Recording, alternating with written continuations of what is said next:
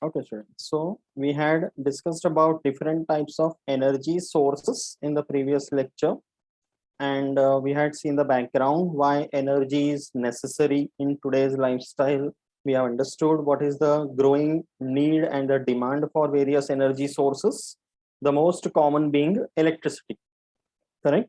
So the way in which electricity can be obtained in a power station, that principle also we have seen, correct? So the basic principle lies in the fact that there should be rotation of a turbine which moves in a magnetic field, because of which there is electromagnetic induction and a current is generated.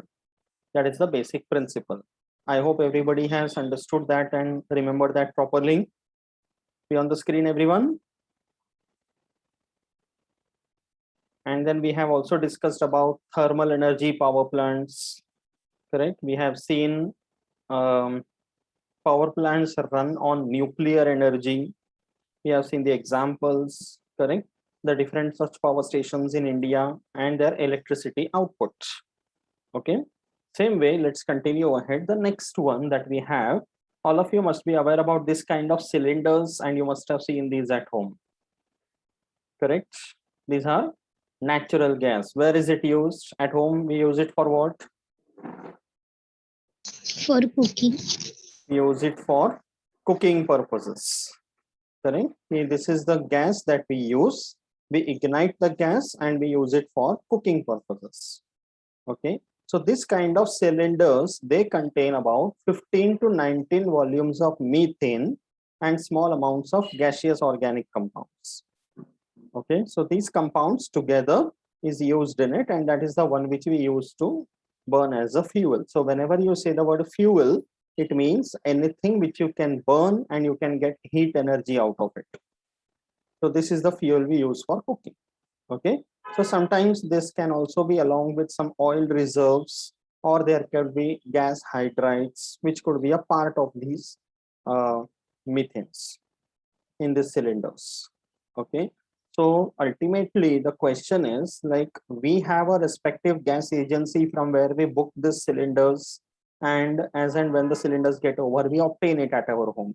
कभी होता है ना कि खाना बना रहे, gas खत्म हो गया, so we replace it with another cylinder, correct? So when you replace it with another cylinder, empty one, you give it back and you get a refilled one, correct? You do not open the cylinder and empty it into another one or something like a balloon, right? We just replace the cylinders. So when we do that, the question is, where do these cylinders go? The person who comes to deliver the cylinders, they take it to the gas agency. From there, it will go to the main company. There are many companies like that, correct? So it is nothing but LPG, liquefied petroleum gas. That's the short form, in which this butane gas is liquefied and present within the cylinders. And they are pressurized cylinders. That's why at home we have to be very careful. There can be accidents with these cylinders, and it has happened at many places. Correct? Cylinder burst ho jate hain because they are under pressure. So we have to release the pressure very, very carefully. Getting it? Okay. And these gases are obtained from the hot gas field.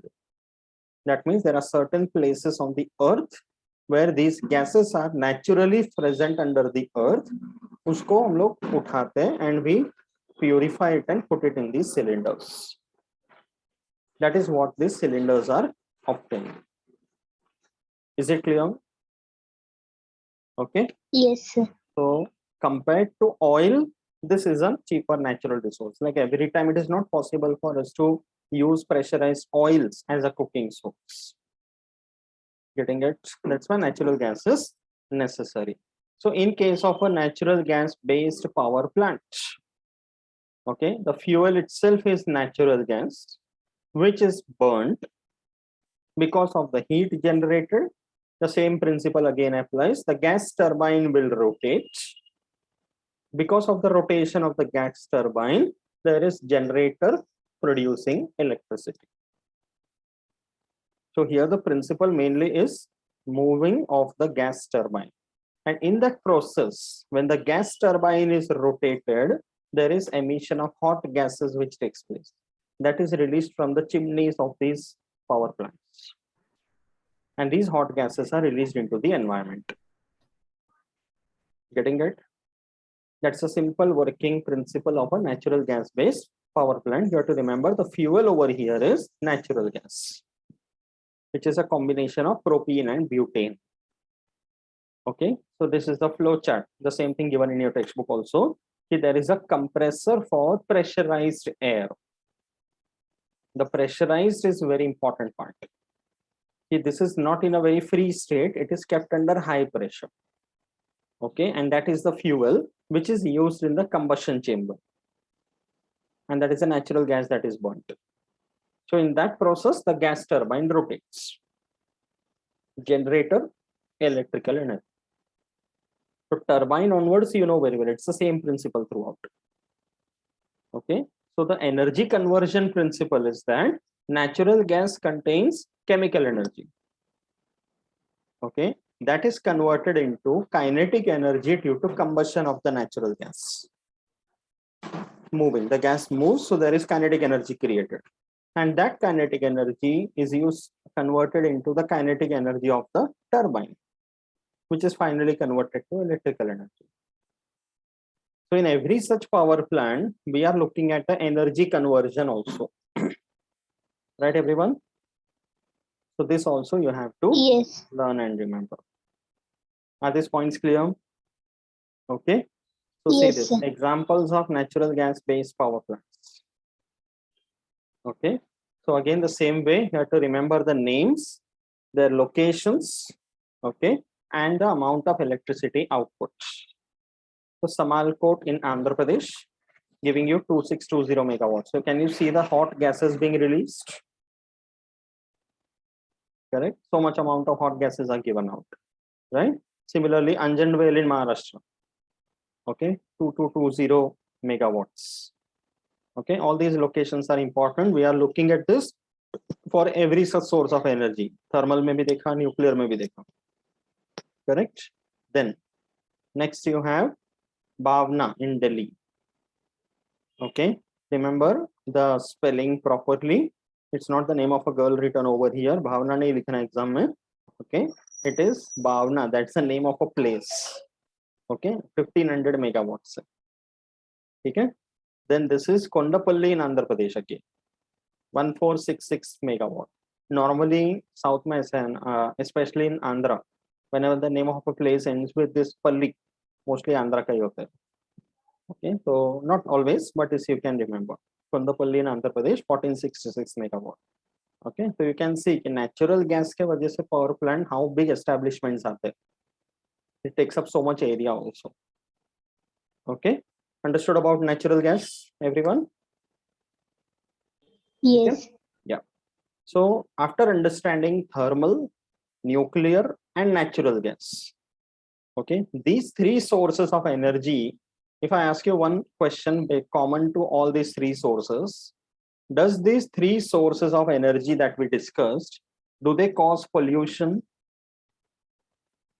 Are they eco-friendly? No. They are not eco-friendly because there is a lot of emission into the environment. And at the same time, they are not completely renewable sources because natural gas is found within the earth. Coal is also found in different places on the earth. So if their deposits will get over one day, we cannot renew them. Correct? So that's the reason now you should be aware about something called non-renewable or conventional sources of energy. Non-renewable, split up the word. Okay, renew means once it gets over, you cannot make it back, at least for a certain period of time. That is called renew. Okay, so non-renewable means you cannot make it back again, but they are the conventional sources of energy because they are very convenient.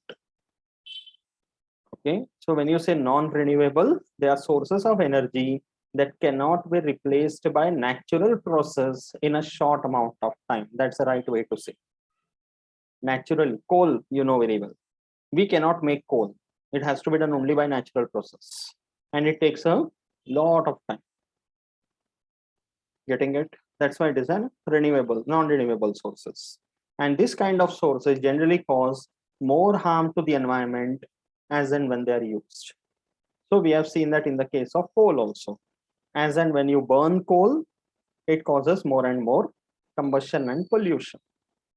So non-renewable energy sources, all types of fossil fuels are included in this, including the different types of minerals.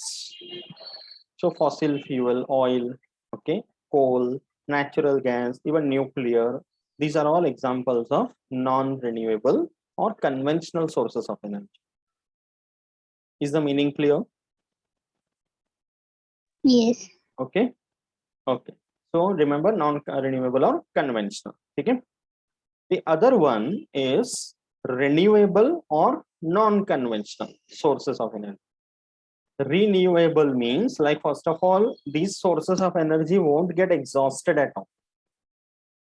Okay. But even if it gets exhausted, they can be created by natural process in a short period of time.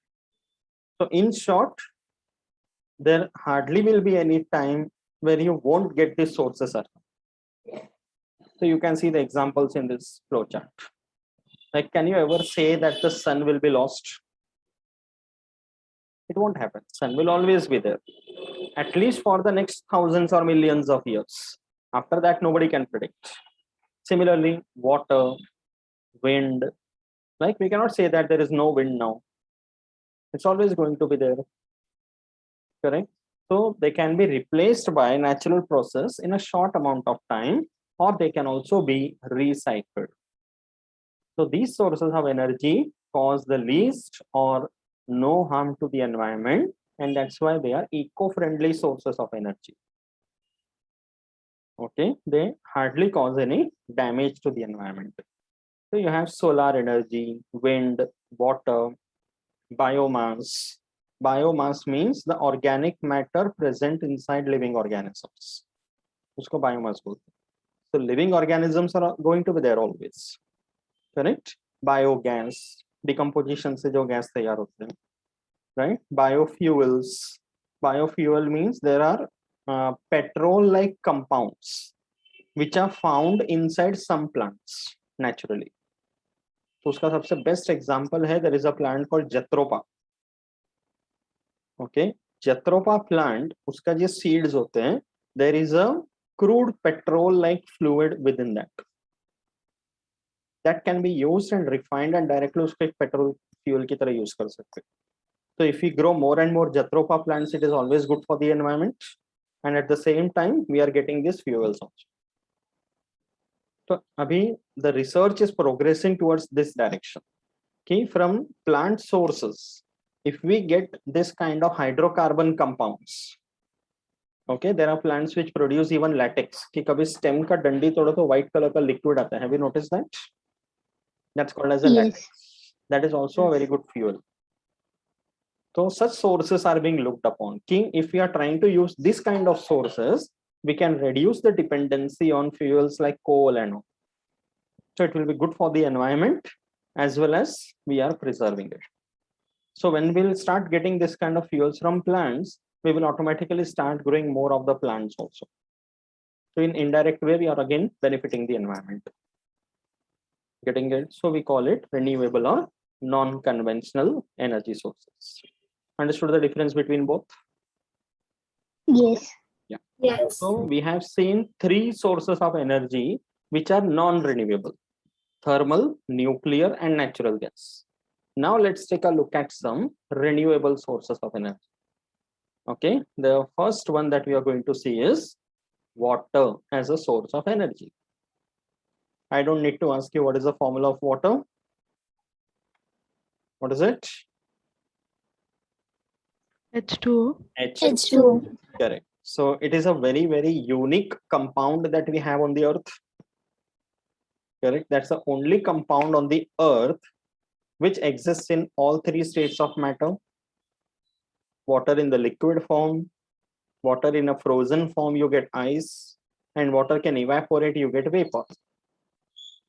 It is this compound which is colorless, tasteless, odorless, but still it is the one which is sustaining life on the earth.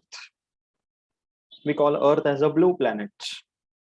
Okay, astronauts, when they go into the space and they look at Earth from there, it appears bluish in color because of the presence of water. So a large portion of the Earth contains water. But here, when you look at it as a source of energy, okay, so water is available in the form of different water bodies on the earth, basically of two types: fresh water and marine water. Fresh water means which is not salty. River. Correct. Rivers, ponds, lakes, streams, they are examples of fresh water. Marine waters means seas and oceans, which are huge ones. And in another way, if you see, water is again of two types, water bodies. One in which the water is like stagnant, it is not flowing. If you see water in a lake, okay, but on the other side, sometimes the water can flow, as you can see over here. In the mountains, there are streams which are flowing, or sometimes there can be waterfalls.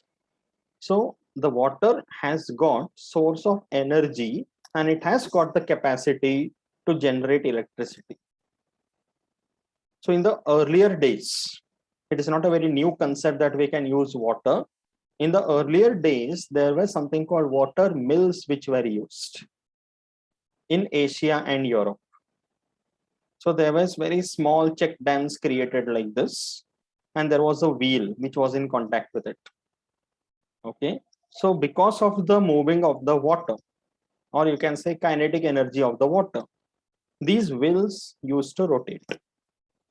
And these wheels inside the room were connected to those grinding machine.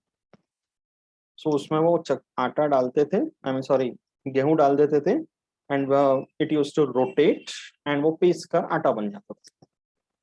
So grinding of the wheat grains to form the flour was happening because the wheel was rotating, and this wheel was rotating because the water was moving it. Compare this to this modern chakki that we have. आटा पिसवाने के लिए देते हैं, गेहूं पिसवाने के लिए हम देते हैं. What do they do? There is a machine, that conveyor belt. You see that chakki wala, that white person. Correct? So what happens in that? You add the grains, the conveyor belt keeps on moving, and it is fixed. पूरा दिन वो चलता रहता है. Imagine that person is using electricity. But here in these water mills, there is no need of electricity at all. The kinetic energy of the water is utilized, and it is used to grind the grains. ये पहले use करते थे लोग. Now it has stopped. अभी बहुत कम ही जगह पे, like recently I saw in one of the TV shows कि उत्तराखंड में गांव में ऐसा use करते हैं. This is used. So people have electricity problems in many remote areas. So there people use this kind of facilities. तो ये भी एक water का use हुआ ना as a source of energy. Getting it? Naturally, nothing has to be done. No electricity, nothing at all. Okay, this was the ancient example. Nowadays, we have something called hydroelectric power plant. Okay, so when you say hydroelectric power plant, what exactly is this? We have a river. Okay, so we create something called as a dam. Dam basically होता क्या है? It's a huge wall that is created to obstruct the flow of the water. यहाँ पे जो wall लिखा है, that's a dam. So in the course of the river, you create that wall. तो पानी आएगा और एक जगह पे रुक जाएगा. Okay, but yes, the dam, the wall that is built has to be strong enough because पानी आएगा तो उसका pressure होगा. Okay, many a times you must have heard कि dam broke due to the pressure of the water, या कभी heavy rainfall हो गया तो ऐसे डैम पे हो जाते हैं. So there is something called as a sluice gate. Can you see here? That Yes. can be controlled manually. तो sluice gate क्या होता है? Normally उसको बंद रखेंगे, and as and when required, it will be opened. थोड़ा थोड़ा करके पानी नीचे से छोड़ा जाए. This is a penstock. Penstock is nothing but the huge pipes through which the water is flowed. Okay, so slowly the water flows over here, and here you have a turbine. तो पानी का kinetic energy है, that is used to rotate the turbine. यहाँ पे generator, electricity generated, transmission cables से pass on किया जाता है. So some cases, if the region receives very heavy rainfall and पानी बढ़ता ही चला गया बहुत, so if this on this wall there are those markings कि water का level कितना है. So if the markings in that level crosses more than a limit, then the gates are completely opened. Because अगर पानी को release नहीं करेंगे तो पानी का इतना pressure आएगा कि dam will break. So that can be a disadvantage of this kind of power stations. कि अगर एकदम से पानी छोड़ दिया, so nearby villages and all get flooded. People suffer a lot. But here, from a power plant point of view, you understood how it works. Okay. So yes, this is a water which is collected at a place. उसको बोलेंगे reservoir. And time to time from the reservoir, the water is released so that it is able to move the turbine, move in the generator, electricity is produced, and ultimately you get the electricity. So overall, you are using the energy of the water to produce electric current. So based on this, you tell me, do you think this will cause any pollution? No. यहाँ कोई pollution नहीं, because there is no emission at all. कोई combustion नहीं है, कोई emission नहीं है. But does it mean that it has no environmental damage? No. No. Are you sure? No problem to the environment at all? एक point बताओ, which you feel because of this power station there can be some problem to the environment. You can see this picture below. यहाँ पे पानी आ रहा है नदी में, and यहाँ पे पानी बह के जा रहा है. So what can be one problem to any component of the environment?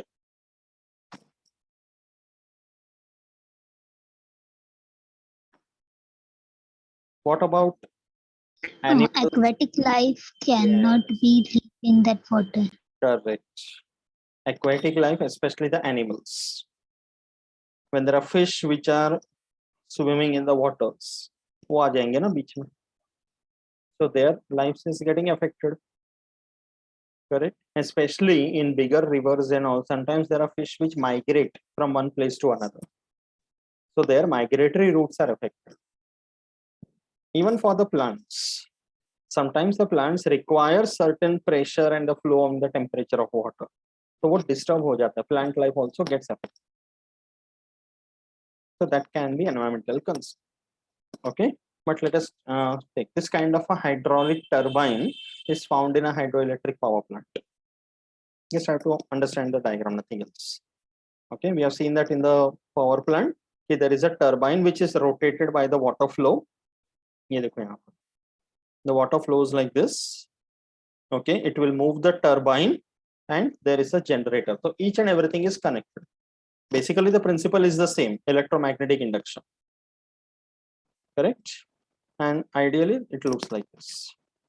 So we call it as a hydraulic turbine. Okay? Then in India, there are some big dams which are created at many places. You must be aware.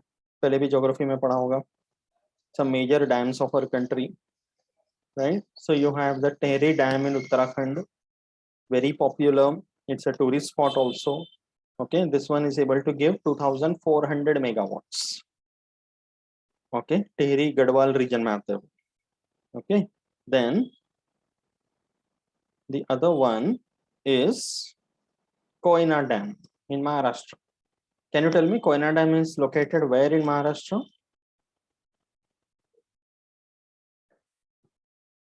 Maharashtra में कहाँ पे है Koyna dam?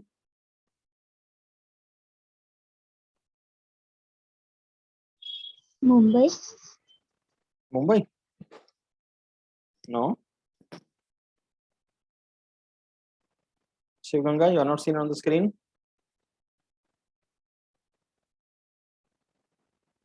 This is at Kolhapur. Koyna Dam is located at Kolhapur. Okay, that's why the train which runs from Mumbai to Kolhapur is Koyna Express. नाम वही दिया हुआ, ऐसे याद रखो, ठीक है. 1960 megawatts. It's a big dam. Okay.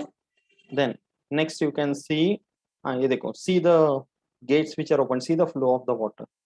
क्या pressure होगा पानी का? Correct. This is the Sri Sailam Dam in Andhra Pradesh, built on the Godavari River. 1670 megawatts. Okay. Then ये देखो, Satluj Jal Vidyut Nigam in Himachal Pradesh. Okay. Name itself tells you it is built on the river Satluj in Himachal Pradesh. Dams का वो भी याद रखना है कौन से river पे बना हुआ है. Okay. Tehri Dam is on the Ganga River. Okay. This one is on Satluj River. Okay. So find out information and just understand what is the electricity output. This is a big dam. Okay. ये देखो. This is the Sardar Sarovar Dam in Gujarat. 1450 megawatt. Can anyone tell it is built on which river? Sardar Sarovar Dam. There is one big river which flows through Gujarat. Indian geography. You should know major rivers, their locations. Which is one major river that flows through Gujarat?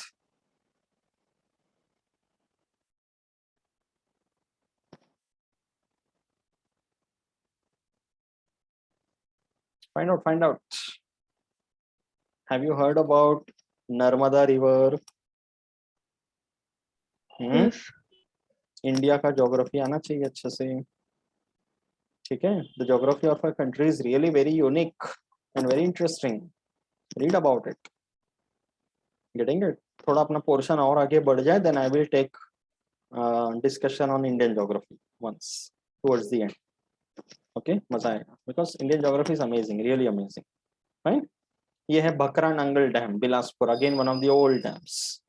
Okay, see there is one place called Bilaspur even in Chhattisgarh, and ये जो बिलासपुर है ये हिमाचल प्रदेश का. That's the Bhakra Nangal Dam. Find out. Okay, ये देखो, this is Kharcham Wangtu again in Himachal Pradesh.